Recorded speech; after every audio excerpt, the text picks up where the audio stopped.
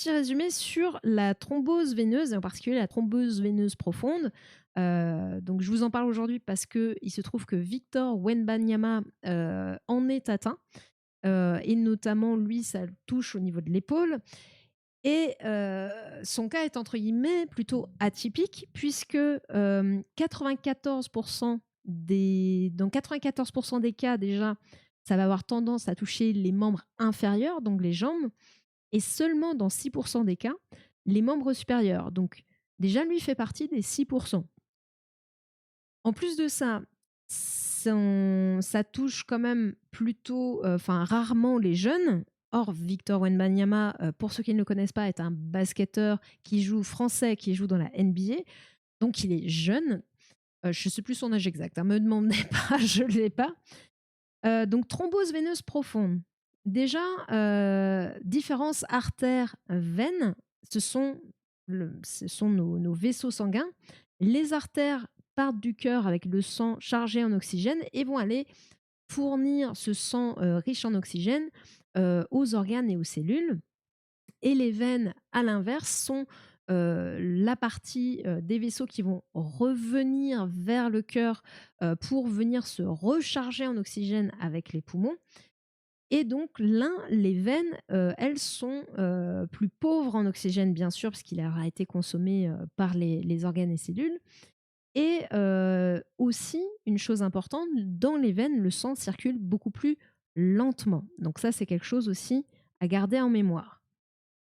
Thrombose parce que la thrombose, en fait, le thrombus plus exactement, c'est le fait d'avoir un petit caillot qui se forme, enfin un caillot, pardon, qui peut, parce que petit, en fait, il peut être petit, il peut être grand, il peut avoir plusieurs tailles. Un caillot qui se forme notamment par le fait d'une hypercoagulation, c'est-à-dire que le sang va hypercoaguler. Un coagulé, c'est le fait que les plaquettes, le sang, les globules vont se coller.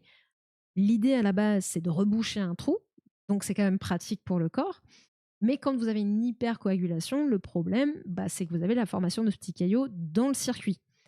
Et encore plus facilement au niveau des veines, parce que le sang circulant plus lentement, ça va favoriser, on va dire, une forme de stagnation. Il n'y aura pas assez de mouvement pour éviter la formation de ces petits caillots.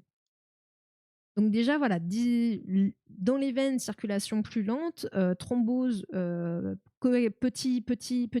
caillot, pardon, caillot qu'on peut appeler aussi thrombus, et profonde parce que quand ça va toucher les veines superficielles, par exemple si vous avez des varices au niveau des jambes, c'est un petit peu moins grave, mais ça reste grave. Pourquoi la thrombose veineuse profonde est quand même importante et grave? Déjà, elle touche entre 50 000 et 100 000 nouveaux cas en France chaque année, donc c'est quand même pas un rien, et qui a un gros risque associé qu'il faut bien avoir en tête, qui est l'embolie pulmonaire. Qu'est-ce que l'embolie pulmonaire? En gros, le caillot qui se situait dans une veine va finir par bouger, émigrer vers les poumons. Et là, ça peut être potentiellement catastrophique. Donc, il faut quand même être vigilant quand on a ce genre de soucis. Au niveau des membres inférieurs, c'est plus fréquent parce que le phénomène de gravité fait que le sang va avoir tendance à stagner en bas, donc dans les membres inférieurs, et donc favoriser la formation de ces fameux thrombus.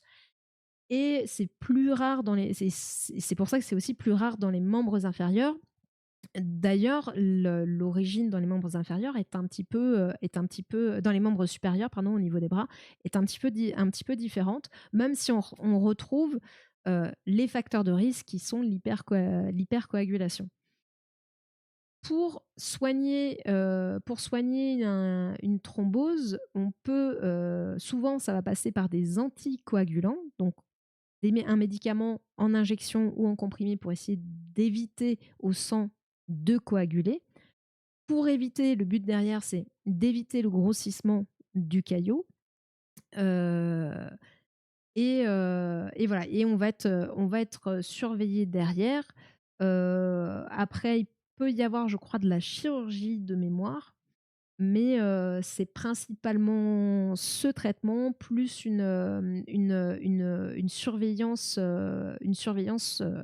particulière, pour savoir quand est-ce qu'on lève le traitement. Parce que prendre des anticoagulants, c'est pas non plus sans conséquence dans le sens où, bah, votre sang va moins bien coaguler. Donc ça veut dire que si vous vous blessez, si vous devez avoir une chirurgie, ben, vous êtes, plus sensible au fait d'avoir comment une hémorragie, ce qui n'est pas souhaitable, évidemment.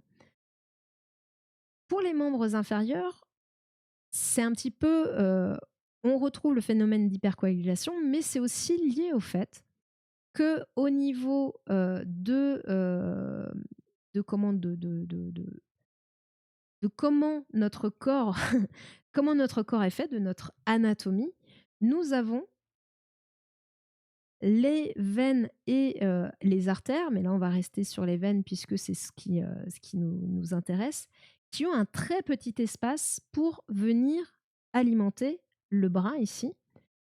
Donc ce petit espace est situé entre la clavicule et la première côte.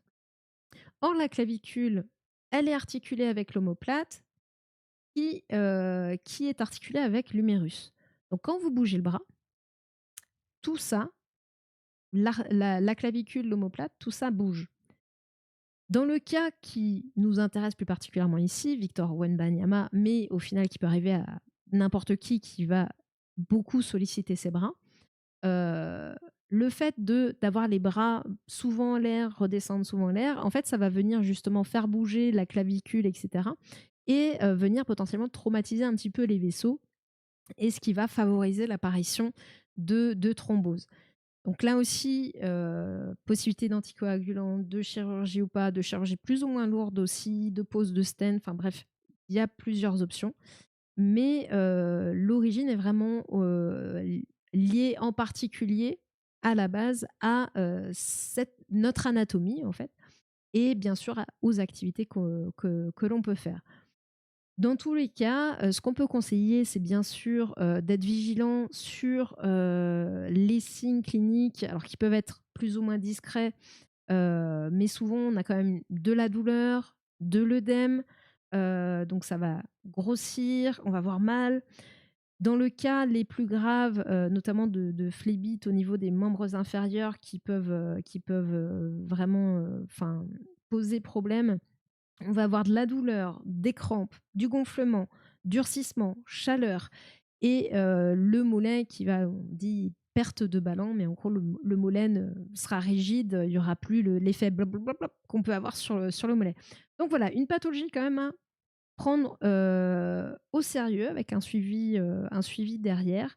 Et puis bah, on va souhaiter à Victor Wembanyama de se remettre le plus rapidement possible pour revenir sur les terrains de basket le plus rapidement possible. Voilà.